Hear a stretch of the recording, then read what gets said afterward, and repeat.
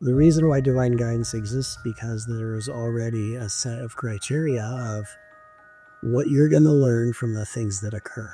And what we have the right to decide are the journeys or the pathways we take to get there. And so every different pathway you take to get somewhere is going to change the theme of the movie. So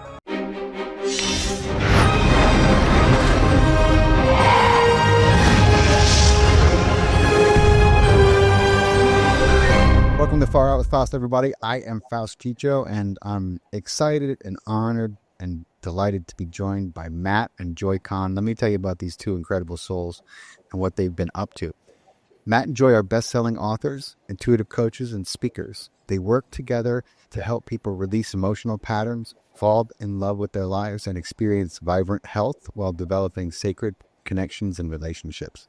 Joy brings 25 years of international healing experience, blending her corporate background with degrees in business strategy and psychology.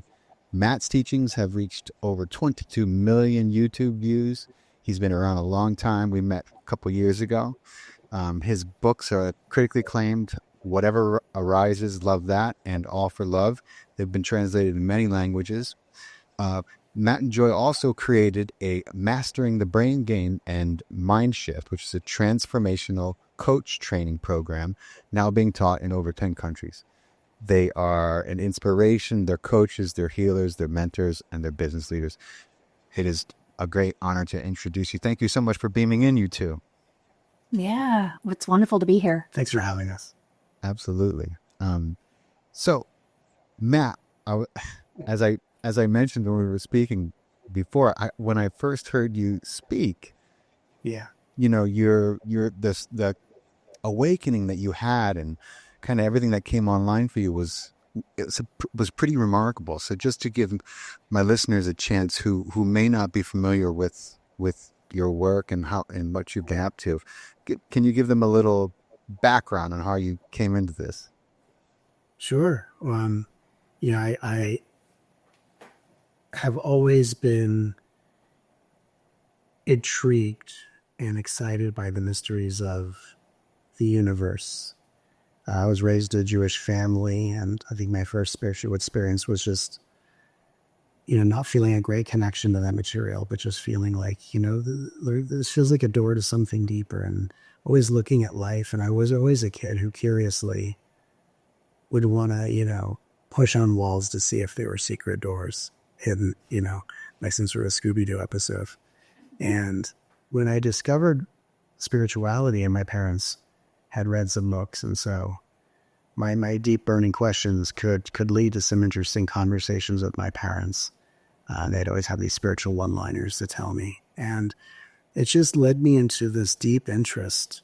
And I think a lot of friends I had when I was a kid, you would ask questions like, "Oh, how can I be like Michael Jordan, or how can I be like Captain America?" And I think my curiosity was, what is God? What is truth? Am I living up to that potential? And so for me, that was always the focus and the question. And I found myself naturally just watching people interact. And I watched myself in conversations with my parents. And I would always have this awareness, this curiosity that would say, wonder why they do that. Or that's interesting. And I would have these very deep insights, but I didn't have the emotional maturity to ground it. So of course it takes 25 years to process what you realize that you don't know you realize. And then in my late teens or early 20s, I started having very mystical experiences. I started having visitations with different angels and ascended masters, and it was very mystical for me. And at the same time, it seems as if the wisdom that comes to me, while mystical in nature, which has actually kind of, it all matures and grows and shifts and changes. So just when you think, you know how it works, that, you're on one floor of the building and then you go to another floor and it's totally different. But it seems like it's always been this balance between mysticism and Zen awareness. And I just found myself at conversation with beautiful guides who felt like they were extensions of my own consciousness. And the energy of these visitations were always so loving and so filled with beautiful wisdom that was never not loving right? It was never wisdom that was bigger than love. And it was certainly never love trying to be bigger than wisdom. It was this perfect balance. And as I would meet with these guides, I would find myself in very interesting situations or places in my life where I'd be put in places to have messages to deliver to people in a grocery store, told to go to a spiritual bookstore and tell them about this experience. And, you know, my life kind of unfolded very magically, where I found myself in a psychic development course, and 2 weeks later they asked if I could teach it. I'm like, I'm a student in this class. I paid my, I don't know what I'm doing. And then they asked me to do a reading, and I sat down and thought for half a second, you know, this is probably the craziest thing. What am I doing? Like, why am I here? Right. And then all of a sudden something just flows through me, and I say something to someone that they needed to hear. And it was kind of like stepping up to the plate at a baseball game, holding a bat, wondering, why am I here? And then I don't know how to describe how to hit a ball. I just know when a ball is thrown at me, I hit it. Right. And it just happened. And when I put myself in the position, it happened. And then I started doing it more often. And, you know, all of a sudden, within a month and a half's time, my life became very different. And I became an intuitive healer and a spiritual teacher. And very shortly after that, videos of my work is put up on YouTube. And all of a sudden, I am this person who has an audience, and I have people who are seeking my advice. And it was all done by an intuition that I only learned how it worked, or about intuition, by watching myself do what I do. So I was both the one holding space for healings to occur, and also the one who learned about not just healing and how it works or what I'm doing, but all different spiritual paths. Because I was standing outside of myself, taking notes and listening and piecing it all together. And so this has been both my greatest joy, my deepest journey of self-discovery, and I have been holding space, transmitting healing energy while learning what I'm doing as I do it. So it's been a very mystical journey. And when Joy and I met, I got to know her journey, which her awakenings, although a little different, are just as cataclysmic as mine. And, you know, it's such an interesting mystery when you are the space where it all moves through, because it seems like, or at least people may perceive like, oh, they know. Yeah. And really, it's not the one who's doing it may not actually know. They might just be the most available space. So it's been, I think just for some reason, the way I want to answer this is just talking about being available to the mystery without having to know everything beforehand, that you're at the most available space for service to flow. Oh, it's a huge thing, and anyone who has ventured down the road to this work realizes that you have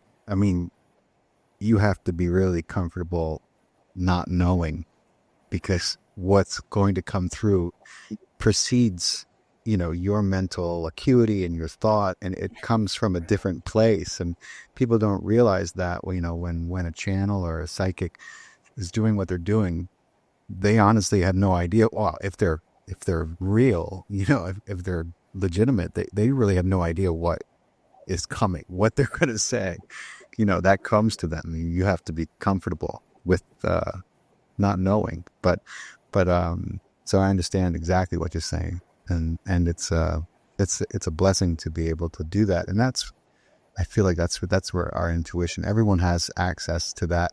It's just a matter of, you know, realizing that it comes from a place that is not, you know, I mean, it ends up in the mind, but it comes from a place before that, in a way, you know, that's one of the ways I recognize it. But Joy, can you tell me about your cataclysm? Yeah, the cataclysm. Well, I love hearing Matt describe that, because in so many ways we had different journeys, but it was the same sort of surrender to this feeling.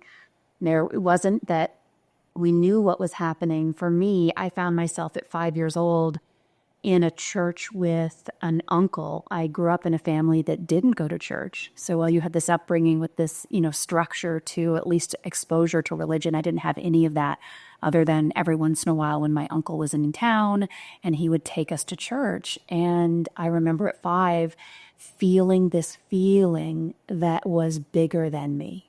And I couldn't explain it. I wouldn't have the words for it then, other than at 5 years old, I felt myself lifting myself up out of a chair next to my parents and walking to the front altar to lay my hands down in front of the minister who was speaking because I felt pulled to that energy. And it was so unexplainable. It was this knowingness that something was calling me. And that really became a catalyst so much in my journey, where I would have these callings, these things that would seem to pull me out of an experience. And when I was 27, I had an out-of-body experience where I felt like I was leaving my body, that something wasn't right. I attribute it to similar to a near-death experience, where I found myself leaving my body in such an intense way and feeling that same pull, but it was pulling me away from my body and into this light. Wow. And Was it trauma induced? Was it like, yeah, I had about 6 months before that had lost my fiance. I was engaged at that point to someone else and very much in love, and he died. He was diagnosed with cancer and then died 6 months later. And the trauma of that, I was looking at that moment going, what's the point of living? What's the point of being here? The love of my life has gone. I didn't know. Didn't know where my life would take me. And so in that moment, I was feeling like I don't want to be here. I was drinking a lot. I had a different life of just really trying to escape from this place.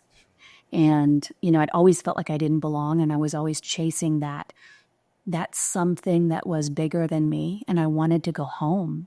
Honestly, I didn't feel like this place, this planet was home. And so I deeply wanted to go. And in that moment, when I felt myself being pulled out of my body and returning to this light, returning to the source, I felt, well, what was interesting is I could still feel. I wasn't in my body, but I had there was an emotional quality to it that I couldn't make sense of, not being in the body.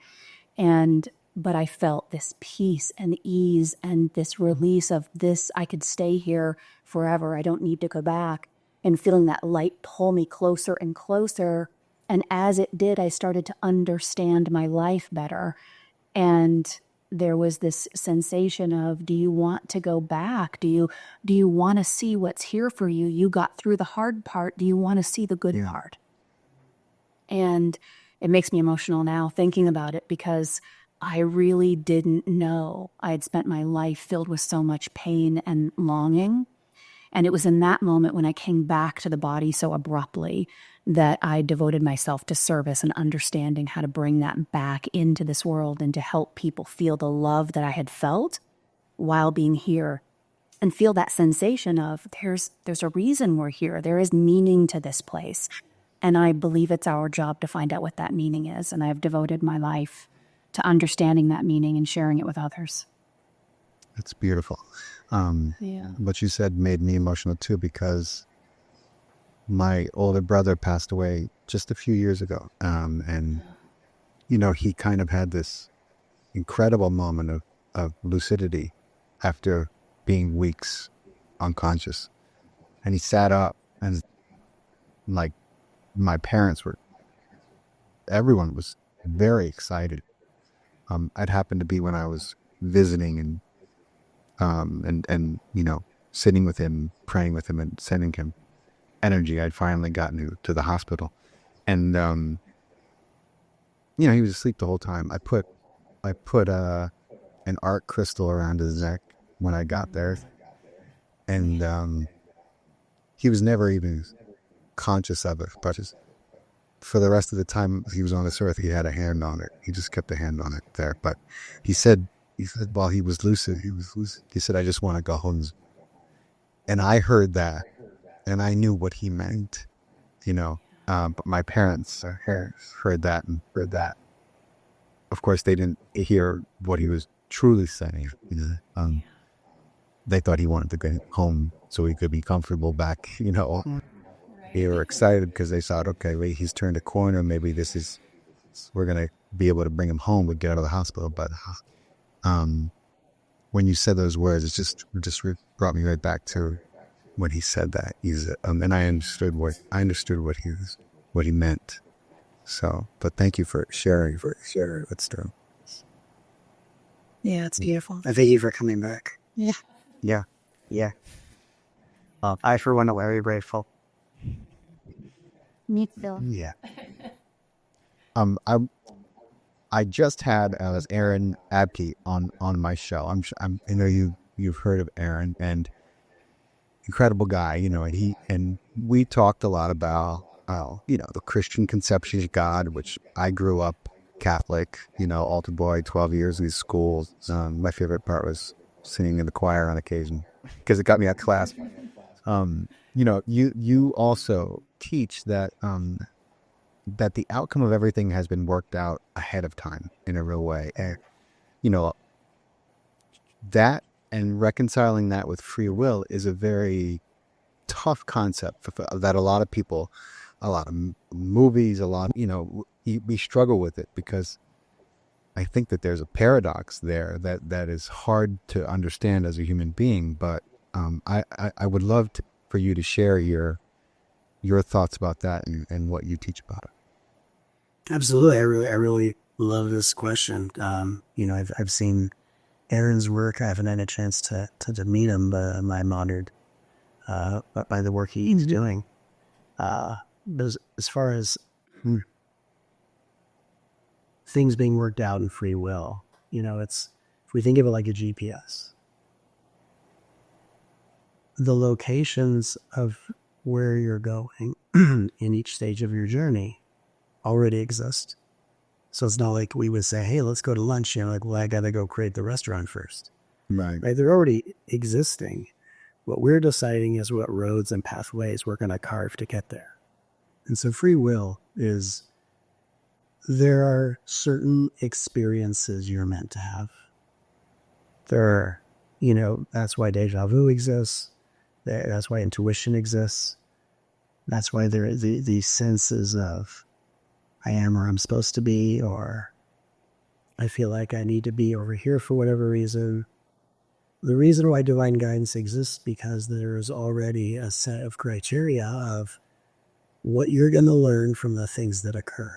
And what we have the right to decide are the journeys or the pathways we take to get there. And so every different pathway you take to get somewhere is going to change the theme of the movie. So it would be as if you sat in the theater and you're watching a movie, the same 5 to 10, let's say 5 plot points are going to happen in the arc of the main character.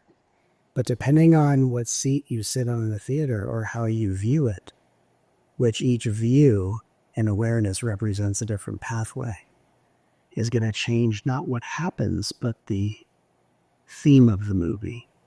The sense of the movie, the tone of the movie. So one pathway, one way of seeing it, or might make it a psychological thriller. Right, might make it or into a romantic comedy. And maybe it starts out as a psychological thriller and ends up as a Disney animated feature for Rocky. Or Avatar Part 4. Avatar Part 4, whatever. I don't know. I'm trying to think of references, and all my references are like, Matt, your 70s. Matt, your recent pop culture reference is 30 years old. So I'll be like, yeah, it's kind of like in The Wizard of Oz. So, but really, yeah, that's one of my favorite movies, by the way. It's a great movie. I also am a fan of a most recent blockbuster called Goonies. Oh yeah, I do too. I made my kid not long ago. You should. It's required watching. Absolutely. That's where you find out if how you're going to make it in the world. You can't get there good bees. We don't know what's going to happen with you. Exactly. It's a classic. But we're constantly changing seats in the theater of the movie we're watching. And of course, just to give a visual, if you're watching a movie in a theater, and imagine the edges of the screen curve. So instead of a flat screen, the edges curve and connect behind your seat. So you're watching the movie within the movie that's playing out. And you're moving from seat to seat, getting different awarenesses. And you're eventually learning through wisdom that what I'm here to learn by moving through certain experiences, gain, loss, grief, unexpected, displacement, whether it's abandonment, achievement, all these things are what everyone's learning. The interesting thing that makes the difference between individuals is that an individual is learning the same thing we're all learning in a different order. So we're all at school going through the same semesters in different order. And that's what's interesting. So we're all talking about homework differently because we're all going through the same semesters differently. And really what we learn is that free will is the opportunity to say, is I have the freedom to contemplate and consider a variety of viewpoints. And I have the right to decide. Maybe we wouldn't say what you're going to do. Maybe that might just be such a predetermined thing where the magic of the universe says, we're actually doing these things through you. We're going to give you the opportunity to feel like you're doing it. But what you have the right to decide is why you're doing it. And so what's amazing is throughout our lives, there are certain things that we choose over and over again, but the reason and the meaning changes. And as the reason and the meaning changes, that's what evolves the storyline and changes it from a psychological thriller to hopefully an animated feature film. And so when we think about free will, it's very difficult to see outside of the intensity or attachment the ego has to, I'm only going to be safe when I can control a world that feels like it controls me. And I say that with empathy. But when we learn that what we are actually doing is we are choosing or contemplating why we choose what we choose. And the magic is when we see that why we're choosing something is coming from pain versus wisdom, all of a sudden a greater wisdom arises, and then all of a sudden we have access to a different series of choices we didn't have before. And so if we just focus on, I'm just going to get to know why I do what I do. Mm-hmm. And even if the universe because some of us have this assumption that if I know better, I should be able to do better. But the truth is that we're all going to keep doing what we're doing until we've learned from it on every level. And we learn why we're doing it. We gain the wisdom that provides us. And once that wisdom has been seen fully, then we have access to different choices. So free will is a very integral part of our journey. I don't sense it personally as paradoxically, but I respect that experience. I think because in my life, I've always just been in this natural state of, what's my part in all of this? What can I do? And I spent so much time looking at why I do what I do. Right. And life to me has always been something I've studied. But I think for me, just my intrinsic gravity is pulling me towards the why more than the what. And the what has always felt like an orchestration that is being navigated by my awareness of why. Well, it's interesting because as you're talking about that and we're thinking about will, it makes me think of that, that moment at 5 when I'm being pulled forward into something and we feel like we have the free will to do things. And yet I think for most people, there's this sensation of I want to do the things that I know are aligned with my best interest, my highest good. And I think it's just semantics of how we identify what that is, right? Because there is just a will, and we're either participating, I think, at different parts of the movie, right? So we can do different things. They're not necessarily better, like you said, right?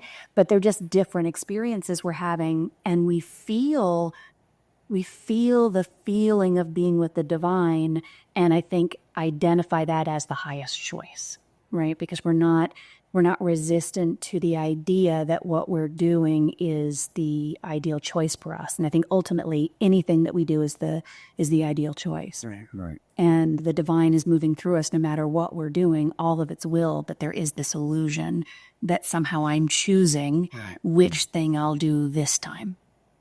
Yeah. And we feel better when we're connected to that divine will. Oh, and that's a key barometer, I think, but like what Matt said about realizing that the choice is coming from pain, is a big thing. And I think that the struggle for many people is, and why we end up repeating so many lessons and doing kind of the same thing or ending up in the same situation, similar relationship over and over, is because we don't realize that the choice we've made is from pain, and when we do, when we begin to integrate healing into our lives, then we make the choice from wisdom, and then all these new, this infinite amount of possibilities begins to, manifest for us, and then we have a little more hand in, well, let me aim in that direction and see what happens, and that's kind of the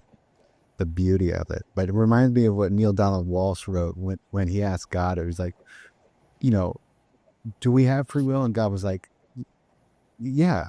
And the good news, it's like, I mean, if I could put it like this, the response that he got was, it's like a video game where, your job is to go and explore the house.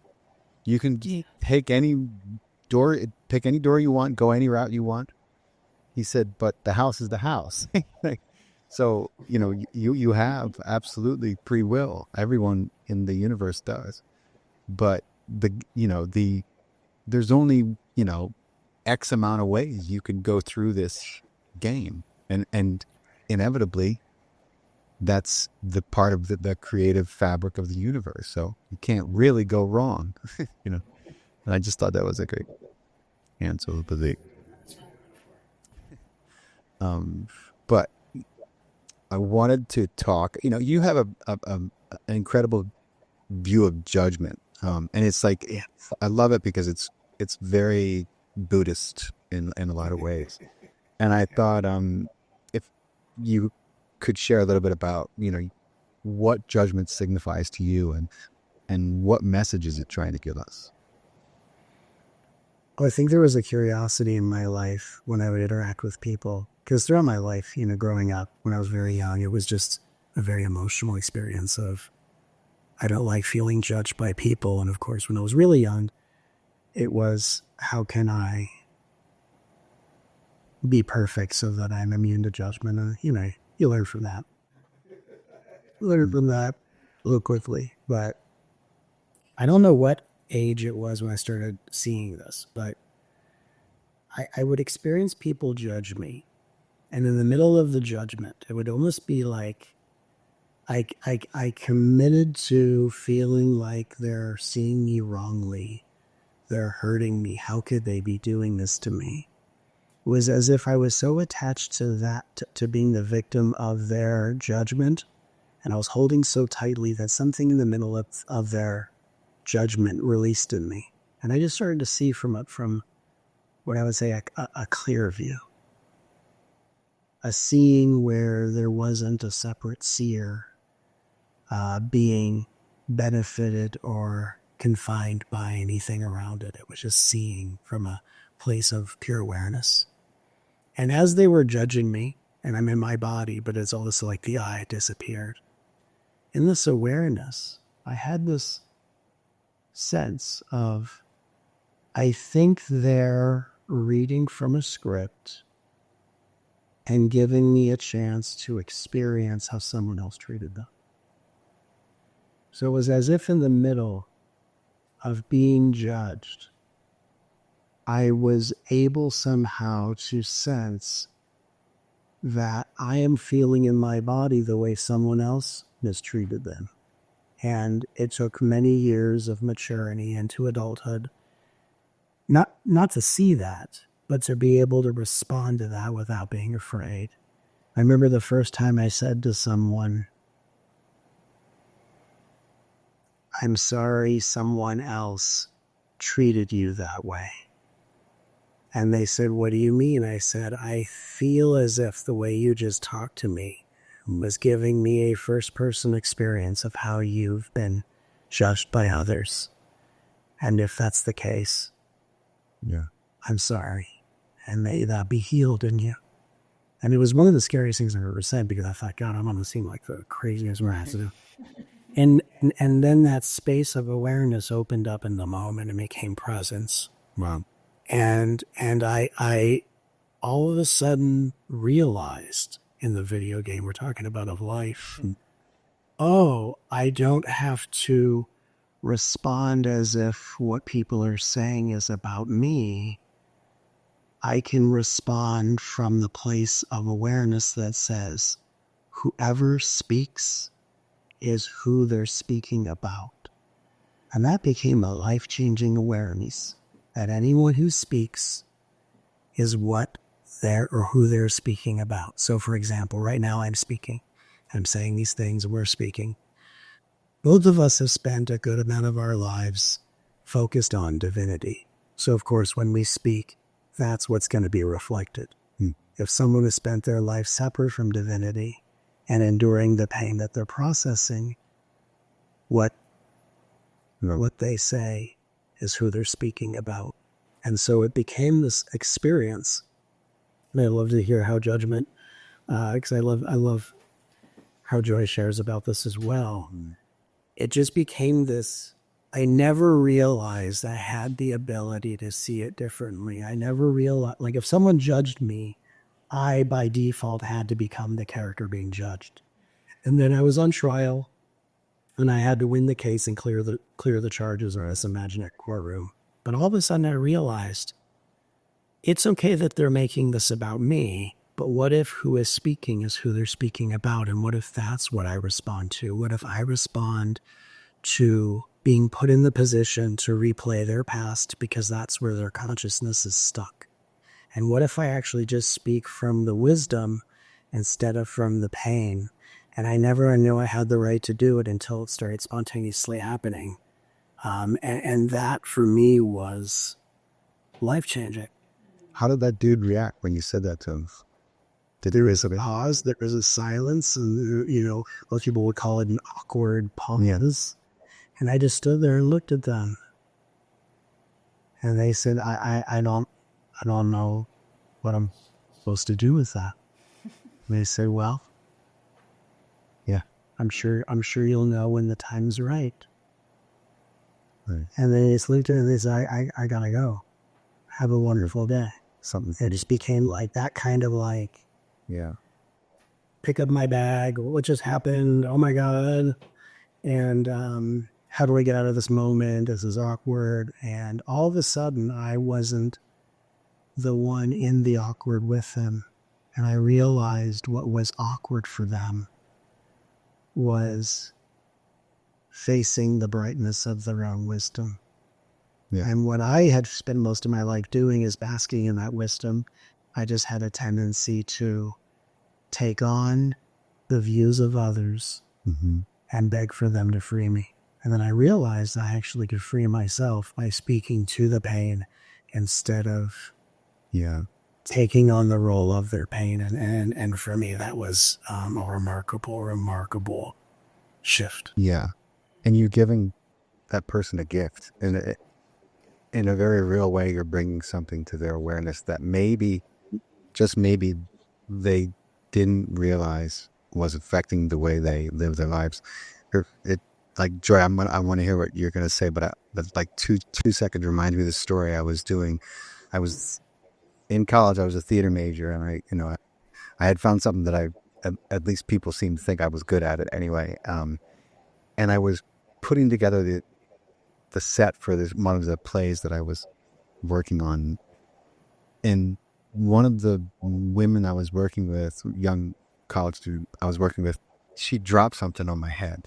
And she was so worried about me. And I was like, don't worry, I'm fine. I was like, my dad hit me harder than that all the time. And I literally said it as a joke, thinking that she would get a kick out of it. And she just kind of stopped dead in her tracks and was like, she was like, oh my God. And I was like, what did I say? What about but I had never thought about it in any way until that moment when it seemed very clear to her that that probably wasn't a good thing, you know. Um, and it's just amazing how when things are reflected back to us about ourselves and about our life, it can be a life shifting event in a good way, because awareness is key. So I just it reminded me something about your story reminded me. But Joy, please talk to me about judgment.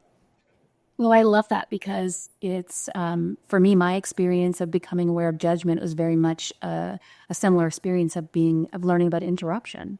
Like like when Matt's interrupting a moment, and, like a regularly scheduled moment of judgment, an exchange we're having with people. When I started working with my guides, one of the first things that I was taught was interrupt the experience you're having so that you can become aware of it. And so I remember having an experience. For me, judgment revealed itself in my own judgment. Me judging someone else. I was actually really okay with people judging me. I could take it.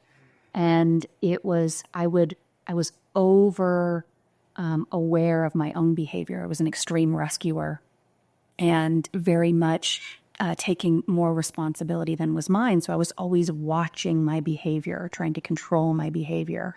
And it was in one of those moments of recognizing I'm judging someone and having that experience, and then realizing how much I was judging myself for judging someone. And just watching that unfold and being guided through the interruption of it, that if I was willing to interrupt that judgment and interrupt my desire to judge that judgment and feel what was actually happening, the reveal was judgment was always looking for someone else to experience the release of shame with. So anytime I was judging, I was holding too much shame for my own behavior. And so I was looking for someone who would carry it with me. Please carry this shame with me. And so I would judge someone else, hoping they would also feel that shame and it wouldn't be so heavy for me. And that just became so clear. And then I was able to question why I would want someone else to feel what I was feeling rather than come to the place of what is it that I'm feeling? Am I willing to be with that feeling of shame and let that feeling of shame move through me and to process or transmute rather than asking someone else just to carry this heavy load? That I wanted to be a part of reducing the shame that the world was feeling.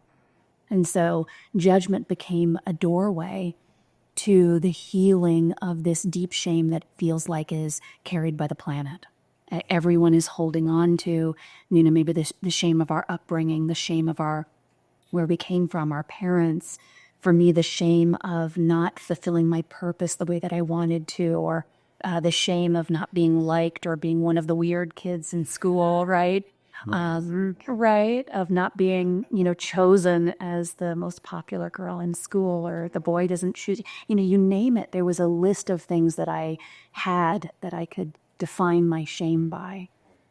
And so that began the series of experiences of forgiving myself for holding all of that, but also forgiving others for judging me or for me taking on that judgment, and became a journey of just releasing that. And so every time I could interrupt judgment, whether it was someone else or myself, became that opportunity to free that shame. And it felt like freeing that shame from the planet, not just my body. Yeah. I think that's part of our struggle and our transition, into the higher states of consciousness, because there's a lot of shame that is indoctrinated into cultures where they belongs, ways of thinking, that I don't think belongs in the human spirit. I don't think it belongs in the programming. But, we're taught a great many things about how flawed we are. You're Christian, you're born with original sin. Original sin. Like the concept itself, I was like, wait a minute. How could a baby? Why are we exorcising babies? I mean, essentially a baptism is like a mini exorcism. I'm like, what is going? I never understood. I had a lot of questions, and there wasn't a lot of answers for my questions, which is why I kind of strayed away from religion after not so long. You just kind of glaze over when nobody can answer any questions. But it's profound is what you said, Joy. I have a message for you, Nan, a dear friend of mine, who wishes to tell you that your teachings and the video that you have on twin flames has helped her to understand just about twin flames and soulmate. Has helped her to understand a lot about a situation that's happening in her orbit right now, and she wanted to thank you sincerely for cutting that video and that it would be free and alive and YouTube, and so I wanted to share that with you, that message, personal message, and also now that you have to share with me or my audience is a concept of twin flames, and I mentioned this to you the last time we spoke, it reminded me of those special tokens you get, in Mario Bros. And you hit it, a mushroom pops up, you get it, and it gives you powers. You know how to use the power set, you can get pretty far. I don't know how that analogy came up, but I'd love for you to explain the difference between twin flames and soulmates. Apparently, on your Mario Brothers, so many coins you got twin flames. Feels like the Euphoria twin flame relationship, right? But the starting of it, then you're invincible and you're invincible. Yeah, just no problems if things appear. Hopefully you get to that part where you learn to bounce on top of the turtle shell and get an infinite. Because it up into the stars. I learned that one. But twin flames. Okay, so I learned everything I've learned about spirituality from my direct experiences. So I teach from my direct experiences and from my intuitive conversations with ascended masters. And everything I've been taught that I've channeled and transmitted has also been direct experiences that verify what I'm teaching, right? And that's how I work out teachings. That's why we both work out teachings. Yeah. We'll download teachings. We then go through the lived experience so we understand the context. So I remember when I was first doing my teachings in the very beginning of my career, and I would, be in sessions with people and they would ask questions. I would say things and I would be outside myself taking notes and learning things. And it's how I pieced together all these different paths. And I didn't know what non-duality was. I had that was a very interesting one to learn because I was like, what is all this? And then people would come to me with this twin flame thing. And in the beginning, what I knew, twin flame was I'm speaking from my experience in the very beginning seems like twin flame is what people call someone that they're totally into. That's not into them. And they're having this weird experience where they're like, my star-crossed lover that I have a soul contract with is so in resistance or is such a narcissist. They can't realize that I'm the one for which, from a narcissistic point of view, if you really look at this, interesting. But anyway, I say that jokingly, but I would meet people who would feel as if someone else was another half of their soul. And because I can energetically feel, see, and hear, energetically, I would see why people would interpret that. But I could see the wholeness of every individuated soul within someone's body. So I go, okay, I understand the metaphor. I can say Joy is my beloved another half, and we say this. We are extensions of one another, and it's a very beautiful romantic thing. And I feel the awareness within us as the same awareness. And yet I can also feel that we are whole within ourselves as individuated on the soul level. So I was just starting to kind of work with a lot of people who were kind of projecting their familial patterns of codependency onto relationships, which is something we all do, whether we're spiritual or not. But then it became like this spiritual codependent relationship thing. And what my work has always been is whether you're in a relationship, whether you're interested in a relationship, between relationships, on a vacation for relationships, because there's a relationship with others, but there's a relationship, everything is a relationship with the divine. And then that's according to our teachings, what I'm so grateful for is that everything becomes an extension of your relationship with the divine. And so I would find a lot of people who would be very hyper-focused on aspects of the relationship and the relationship with their own divinity would have a sense of absence.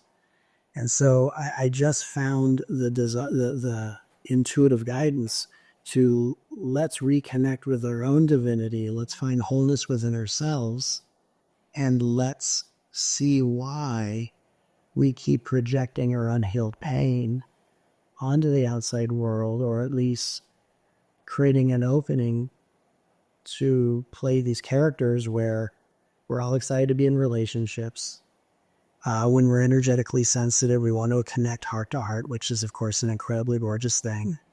But I can say from my own experience and a lot of people's experiences, when you're someone who's very empathic, you want to know that other people feel what you're feeling. You want to know that other people are sharing the experience. And we tend to rush into relationships really, really fast. And we tend to bond and deep dive really quickly. And I just found that there was a lot of misunderstanding. And of course, when I say that, I did the video on twin flames, of course. People would say the twin flame community, I didn't even know there was a community. They'll be like, Matt Kahn just doesn't understand. He hasn't had his experience. He doesn't understand. And I was grateful. I did not know that there was such a community. And I respect that community But what I find to be true, and I even confirm that in us, it's not like I get together with Joy and I go, oh God, guys, I now totally see it. My bad. I'm sorry. What I'm about, what we are about, what we represent is healthy, sustaining relationships. Healthy relationships with your body, healthy relationships with your environment, and healthy relationships with others. Yeah.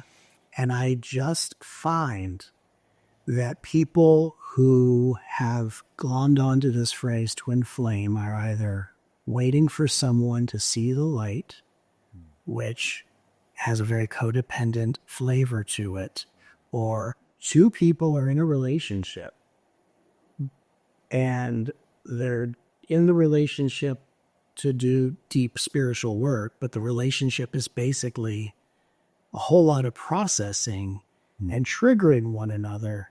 And I think one of the beauties of our relationship is to reflect to the world that, of course, we are growing together, but you don't have to be triggered nonstop or at all in order to do this growth together. So I think that I don't have an opinion one way or another on twin flame or soulmate, even though I know in the video I flipped those terms, and it actually helped a lot of people who are in very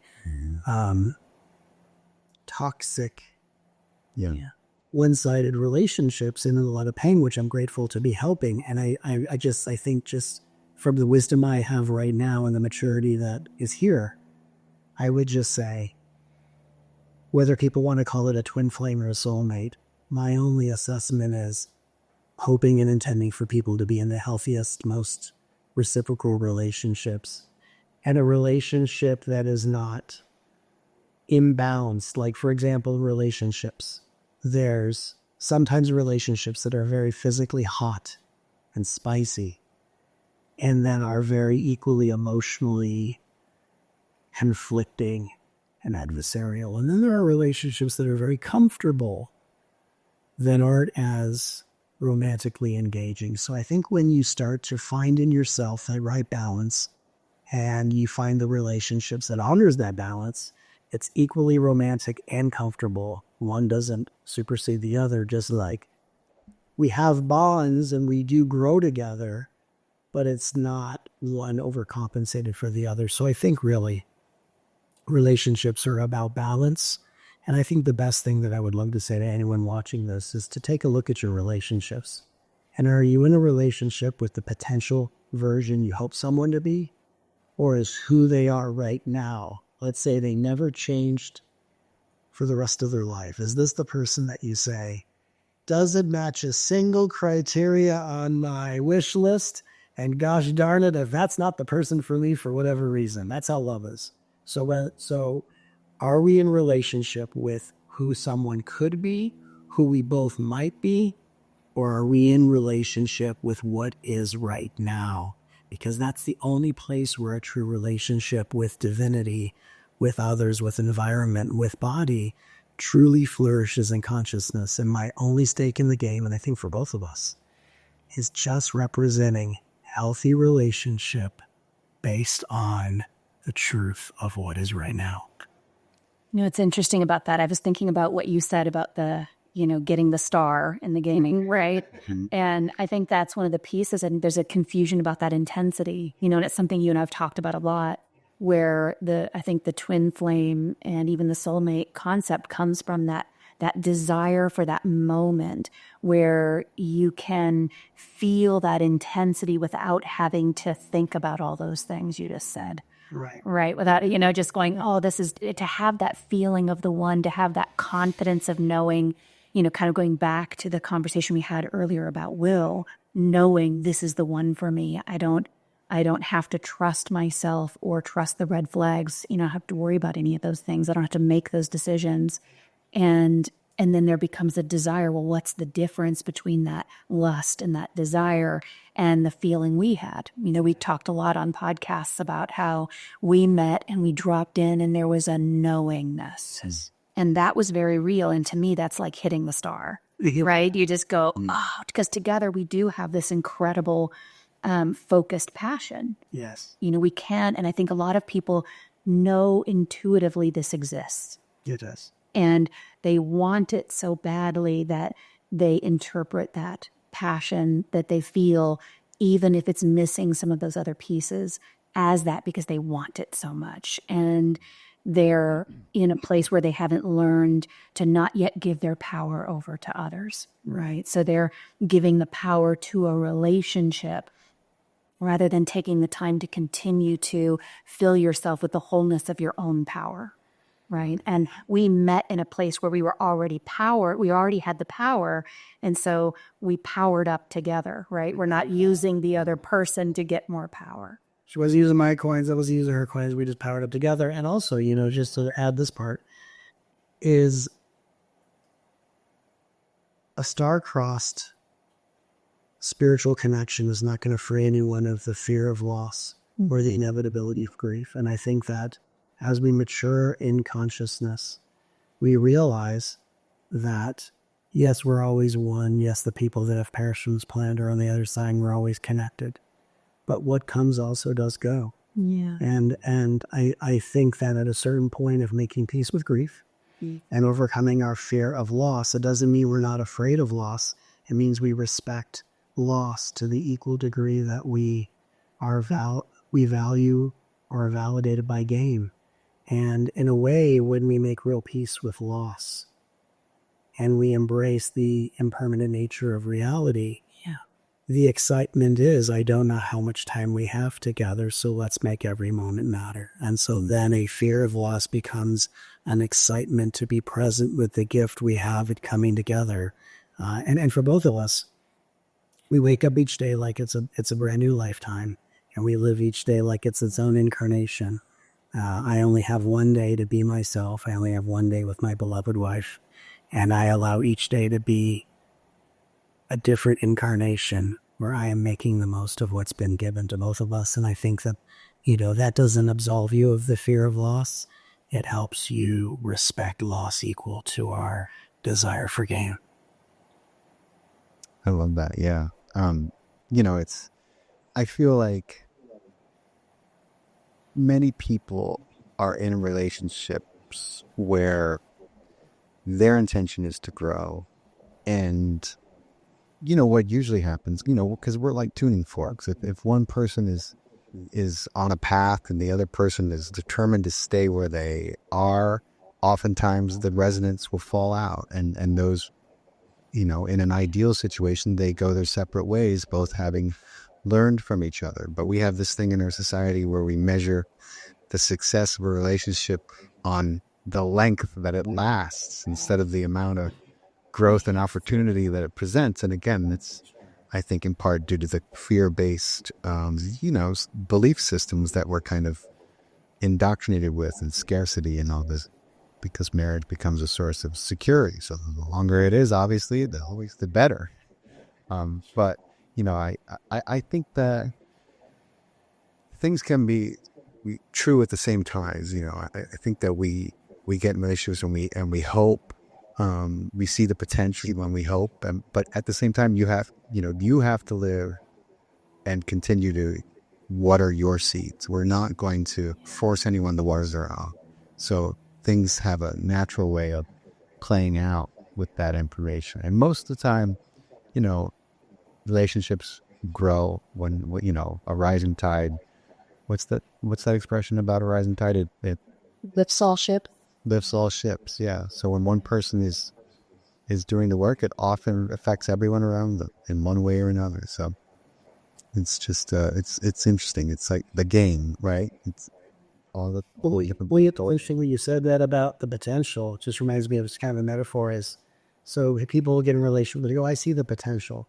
So let's say a relationship is like finding the home you're meant to live. And you go to a house that is being built and we have the frame and it's just the studs. It's just the framework of the house. There's no drywall. There's no subfloor. It's just some wood and some studs. And you go, I really see the potential for this house. And so then you get your clothes and you unpack it.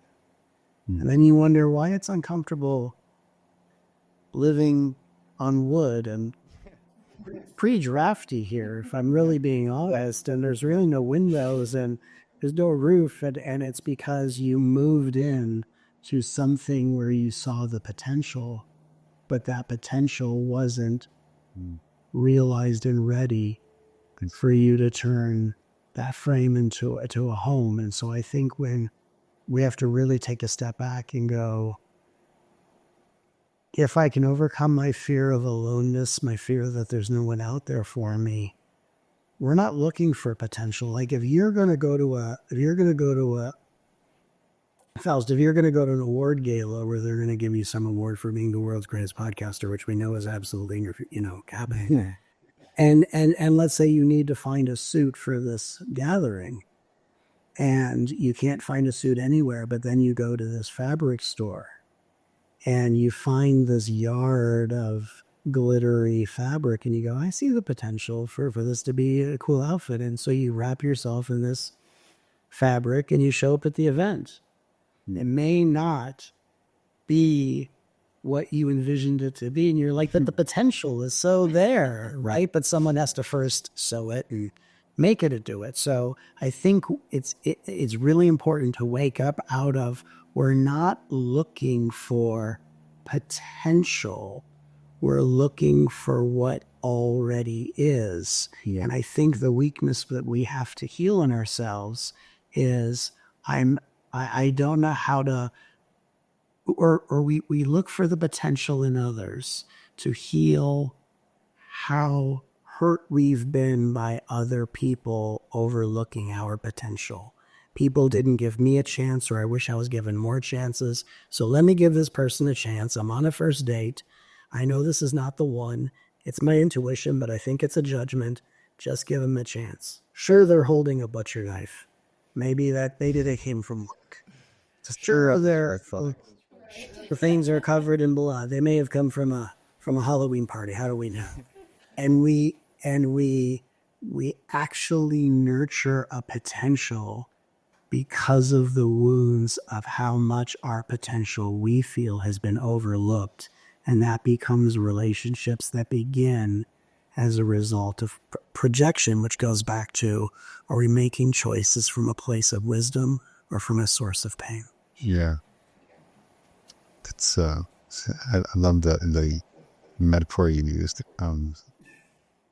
Also the award you're going to get, which is now. And your ability to see the future is uncanny.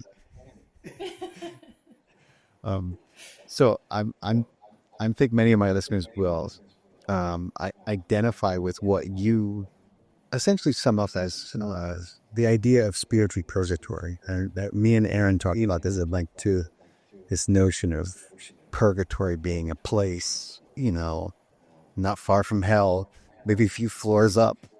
But, when kind of like, well, we've been talking a little bit on this, we've been talking around that, but like when we know what we need to do to achieve forward progress, but like we just can't seem to execute. Yes. I'd love for you to share your thoughts about what's going on there, how it relates to what we call the inferior ego. Well, I think, the inferior ego is what hides behind the persona of the spiritual ego. And so if we're going to heal the inferior ego, we have to remove the mask it hides behind. And so purgatory, could be, how come I know so much, but I still do the same stuff I've been doing before? That's a very painful place to be. The purgatory could be, how come I do so much for other people and they don't have time for me? It could be that resentment and overgiving purgatory. Could be the purgatory of, I've tried all these spiritual things and none of it worked and it's all fraudulent and I think it's all nonsense. And maybe I'm closer to being atheist or whatever it is. There's that purgatory. Maybe it's, I've been burned by religion. I didn't know I was in a cult, whatever it is. Or maybe it's all these spiritual things did work for a time being and it's not working anymore. And I just can't figure out a way to make things the way I want them to be. And ultimately the purgatory represents a stage in the grief cycle called barter.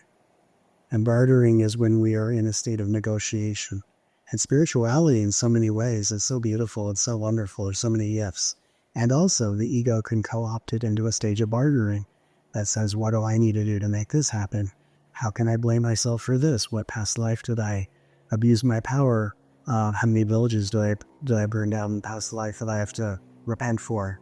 And really what happens is the bartering stage is where we think there's something that I can do to make things more of the way it isn't.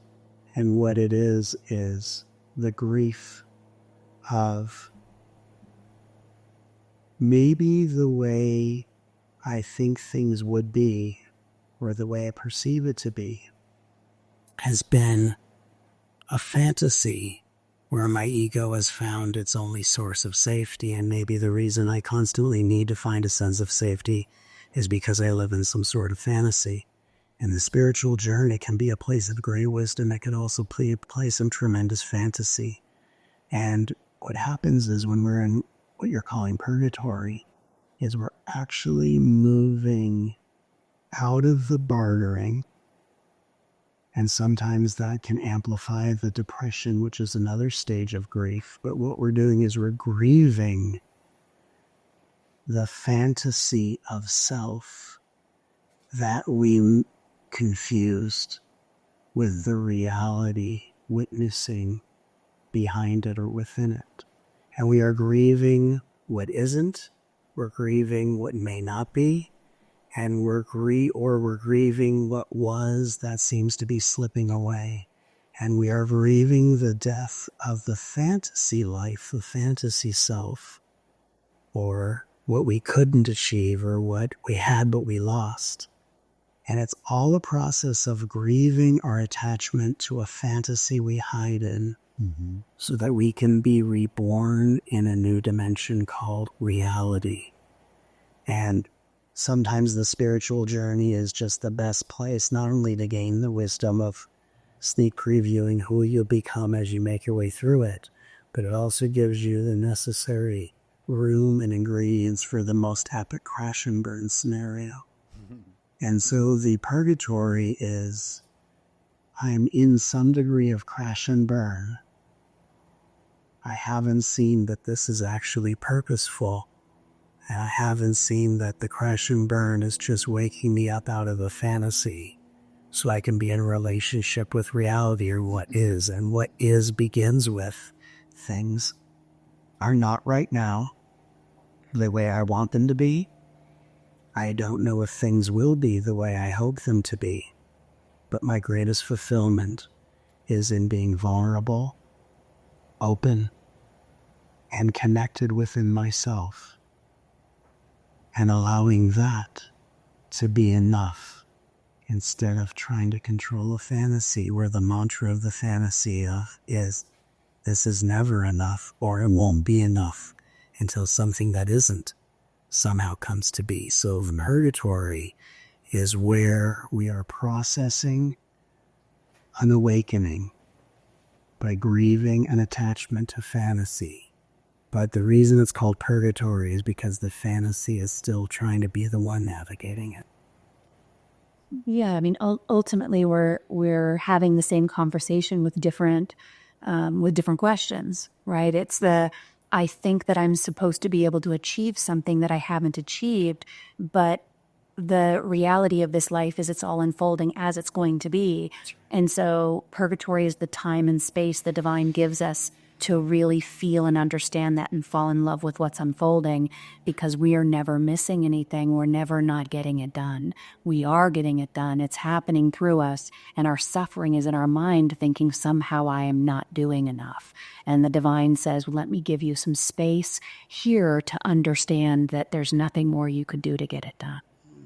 Right? So we are in it and perceiving it through the complexity of, if only I knew this thing or understood this or, grieved this a little longer. I think that's all true, but really ultimately it's the grieving of I'm not really in charge of everything that's happening here. If only I was aware of awareness, Right. more sustained about its mind. If only I was the no self more often.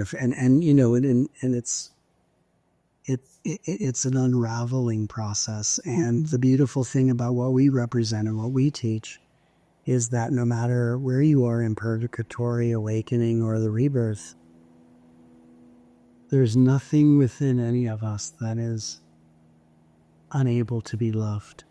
And the reason why it's all here, even the fantasy self that withers away, it only stays and lingers to be loved. Yeah. And that the love that has brought us together helps us to bring that love to all beings, because it's only love that will show us the way. Love is that incredible force that gives us just the right wisdom at the moment we need it. And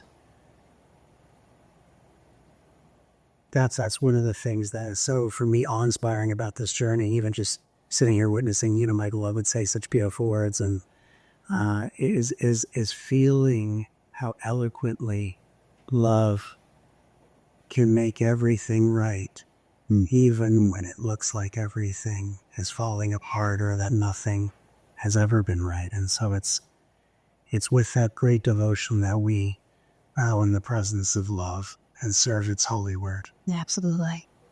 Absolutely. Agreed. 100% comes. Joy, talk to me about I feel it, I free. Well, I love it because that really extends out of the conversation we're having, especially related to purgatory, is, in our experience working with people, well, we'll say in our experience working with ourselves and being worked with by our guides, our desire was to leave our emotions pretty quickly. I want to be in this experience, this emotion, but then how fast can I move to the next thing?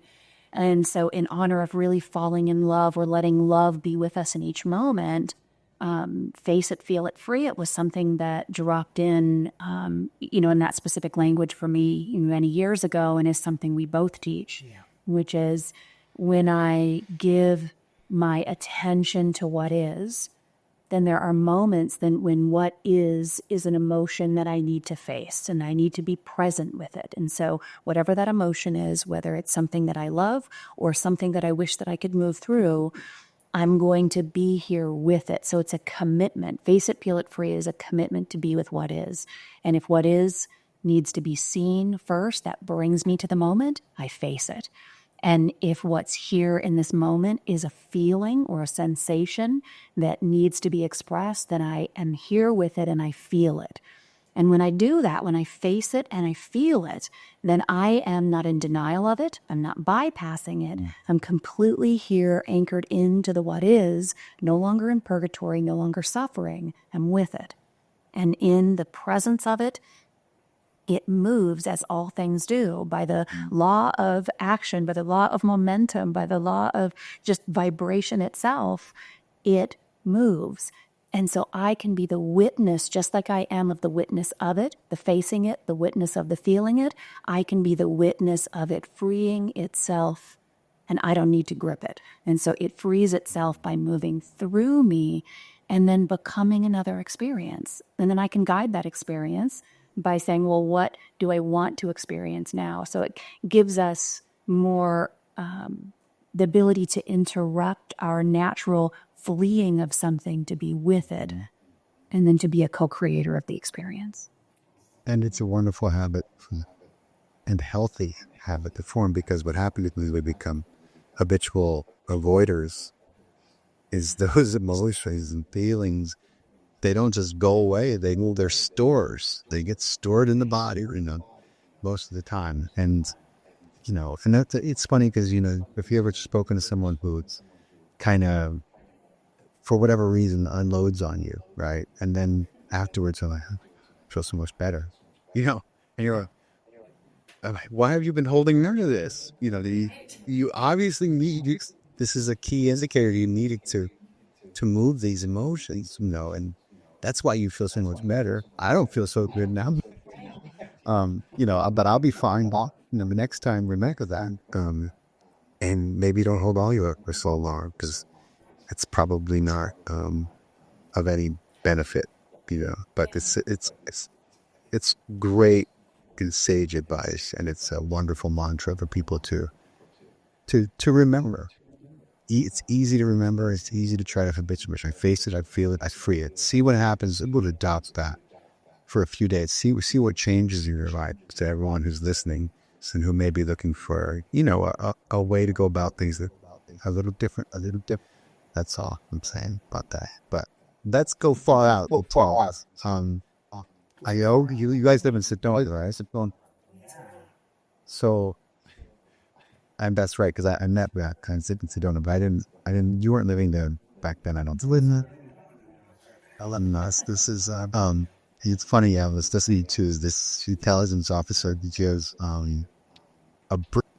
he no longer works in intelligence, but he became famous for his time there. And he was there at the time when the United States government is very busy covering up UFOs and the ETs and all these things that have been swept under the rug. But I know that you guys probably have some pretty unique views about our ancestry, and should I say, and in all its forms. And I just thought I would just either miss if I did miss what Matt and Joy think about this incredible human experience we're having, and where it comes from. How we got here. From here. I mean, I would just say that the reason why so many of us are intrigued with life from different planets, aliens, and that even though the way it's been framed in a lot of Hollywood movies is that, aliens are the invaders. Right. They're weird to defend against in Hollywood movies. I think a lot of us have just had this feeling in our hearts of more intrigue and, well, gosh, if a UFO landed, I'd probably walk up and knock on the door and, Steve, is that you? Because in our hearts, we have human DNA, but we also have DNA that we haven't really fully come to terms with. And I have a very clear intuitive sense. I've had a very clear intuitive sense my entire life. I'm not from this planet, that I'm here. I field trip, right? And that this is just a place where we field trip, and that people that think they're from this planet just are in the process of remembrance. And that I've had a sense that, I have human DNA, and I also have extraterrestrial DNA, and that I've come to this planet as part of a program, right? This lifetime, I'm a part of being we are intermediaries between the higher dimensional intelligence, you want to call it the Galactic Council, who governs and runs planetary programs. I would say I look at Earth as a field trip we take to, primarily throughout many lifetimes, we are here being trained as future angels and spirit guides in training. And so we as spiritual aspirants become so hot in spirituality, not because we want to get out of here and go home. Well, some of us do have that energy, and I do understand that aspiration, but we are here actually. It's kind of like if you're in heaven and the invitation was, hey, how would you like to come to Earth? Learn how to be a spirit guide. And then you're like, that's great. And you come down here and the fine print is you are learning to be a spirit guide for the body you inhabit. So right. I believe this planet is spirit guide training, but within the context of all of that, we are human beings that have human DNA, and we have extraterrestrial DNA. from various places we come from, which is why some of us have various talents that come from different star systems. And there's so much to talk about on the subject that we could talk about, for a long time. But in a nutshell, humanity has been evolving in consciousness to be able to have direct connection and contact. And I also honor the role that darkness will play to help people in reclaiming the power of their light. And we are coming to a place of becoming over time so conscious that we don't require the polarity of darkness to remind us to hold our vibration and shine our light. That ultimately we are remembering that we are an amalgamation of human and extraterrestrial DNA, and that we are representing an embodiment of divinity and allowing this planet to be an intersection between many solar systems. And we are getting to a place and a point where in our own sovereignty, we are reaching a consciousness that we can interact with beings from different dimensions and solar systems, giving them an opportunity to know what it's like to have a nervous system, to be creative, to be individuated, what it's like to have emotions. That's our higher technology we offer them. And what they offer us is the full disclosure of zero-point energy and the ability for our society to function without classes and without separation and without a few people having a lot and a lot of people having very little. And so I think that we are at this point right now of reaching what we're in the beginning stages of true disclosure, which is beings from higher dimensions connecting with the people, not needing to go through a government. Right. Just direct connection. Well, that's where I was going to go with that is I think, you and I, Matt and I try to remain incredibly open and curious to what is unfolding, because we've had this sense and in our work have connected with what we feel are beings from other places. That's the experience we're having. But we also, have the shared experience of, when I think about the feeling I've had when I talk about divinity, there have been times when I've been out in the trees. I spent a lot of time living out in the trees and, with not a lot of people around me, and being able to look up at the stars and enough that you notice they're not all stars, right? Long enough to really feel and see that experience. And then to be able to connect with it and feel the same feeling you feel, like the same feeling I felt in the church when I was feeling that divinity flowing through people, was the feeling I felt when I looked up into the stars and the lights would beam and communicate in some way, right? And you would have this experience of that there is divinity flowing through something there in the sky. And, there's a viral video going around right now of a woman talking to, some of these things that people are seeing right now, right? She's talking to an orb. And in that, she's, talking about her experience with God, and she's witnessing on her telephoto lens the movement of this orb responding to her words. And to me, I feel like that's one of the most profound things that we're learning about this experience of other life. And what's happening is they want to engage, I think, for the same reasons humans want to be connected to each other. We want to experience divinity in new ways. And the more you awaken consciously, the more you reach out for more of those experiences. And I think there are civilizations all over the solar system that are looking for new ways to have deep, meaningful connections. And we are this incredibly interesting species over here that isn't engaging, and they want to connect with us. They want to. Yeah. We're the artist district. Right? Yeah. Yeah. And I also think, just if, if we went far out, the beings, and I'm saying true extraterrestrial, higher dimensional beings rooted in heart coherence and a level of consciousness that is rooted in unity. These beings are like our future self. Yeah. That's stepping back in time to meet, interact, and uplift its self in history, in the same way that if you took a time machine and went and visited your inner child in 8th grade, Yeah.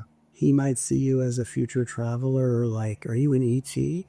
Right. He wouldn't physically recognize you as his future. So from the highest level, I would say we are in a state of disclosure. They're everywhere. Here at Sedona, I think all over, but they are all over. And and it is our future selves stepping back in time.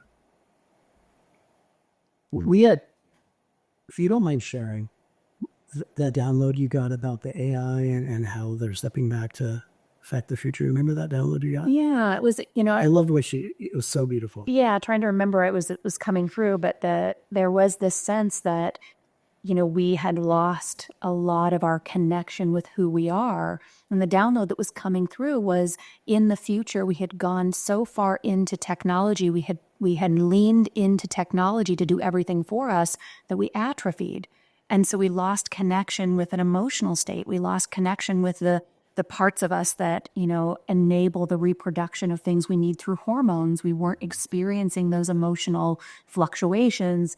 And so because we had sort of veered off and let technology do those things for ourselves, the technology started to not know how to create and not know how to be inspired. And so with lack of inspiration, creativity, the technology couldn't inform itself about how to grow and expand, and began to collapse in on itself. And so needs to go back and sort of course correct. Where did we lose the part of ourselves that can keep creating ourselves, right? Because the AI is dependent on us programming it, giving it the inspiration and the information. It can think, but it's not inspired.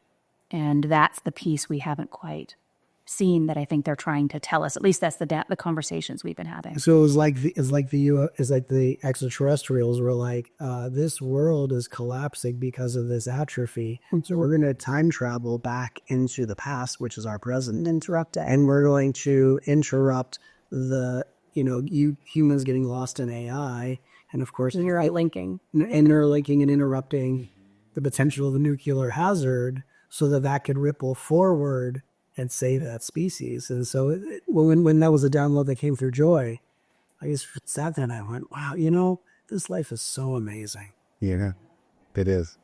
It is. And thankfully, in there, I believe they're doing what they can, considering they're not liturgists. Interfere. It'd be a violation of free will from wall. But at the same time, on disease there, that we will never know exactly how much they've done and continue to do to try to keep this species on a track of, something that resembles the future that we can all imagine. The future that feels in a lot of ways like it should be here already, but somehow has been, the development of it has been arrested. And, I thought a lot about that in my other podcasts, but I'm not going to get into it in this one, the whole can of worms. But That feels like a whole nother podcast. Well, just like you have another podcast for that stream of thought, we all, even we're in this lifetime, there's so many different parallel dimensions. And so I think an incredible question we all eventually ask ourselves is, why has my consciousness chosen this timeline? And perhaps I'm in this timeline so that I can participate. And in my participation of uplifting this planet, what am I going to learn as a result? How is it helping me in my training? Just like, when Joy was saying, face it, feel it, free it. In relationships, right? Facing it and feeling it is the equation to free it. How do I free it? And I face it and I feel it. Well, in relationships, when we face each other and feel each other, we free each other. And even if it's not mutual, when I face myself, when I feel myself, I free myself. So perhaps as a species, we've chosen this timeline of ascension so we can help face and feel our way into experiencing how our contributions help this planet reach that vision of the future that's already waiting for us. And so I say that with great hope for all of the things that we all do as contributors to this incredible plan. It's an exciting time. Yeah. very exciting. Matt and Joy, tell everyone where to find you. So Matt and Joy have a YouTube channel, much bigger and older than mine. Matt has courses. He does. Tell them about your website. Tell everyone where they can find you. would you say? I would say please visit us. Of course, on YouTube's the easiest way to connect. And but mattandjoy.org, where you'll find all of our courses. So you'll find both my previous courses, Matt's previous courses, and then everything we're doing together is all under one roof. So it makes it really easy. And we would love to invite people into our community to connect with us. And if you at mattandjoy.org, you can sign up for a free newsletter and stay connected, and we can just continue building this connection. And as always, Joy and I are so honored to serve the hearts of humanity in any which way we can be of service is always our greatest honor, including to everyone that's joined us today. We're so grateful for this moment of connection. Yes, thank you to everyone who's listening. If you're not subscribed, please don't forget to hit the subscribe buttons, because like a staggering 75% of people listening aren't subscribed. And if you're listening on the audio platforms, please drop us some reviews if you've made it this far. Thank you so much. Much love to everyone. Matt and Joy, you guys are the best. I'm so glad that we did this again. And, I'll be in touch with you guys with cuts and clips for social media, and we'll coordinate all that jazz. Thank you. Just appreciate it. Yeah. Well, thank you so much. Thank you guys so much. Have a wonderful We'll leave it. Yeah. Oh, yeah. We hit that finish uploading. And have a great day. I love you guys. Yeah. I love you. Hey, happy holidays. Yeah. Happy holiday. That's right. All right. Bye.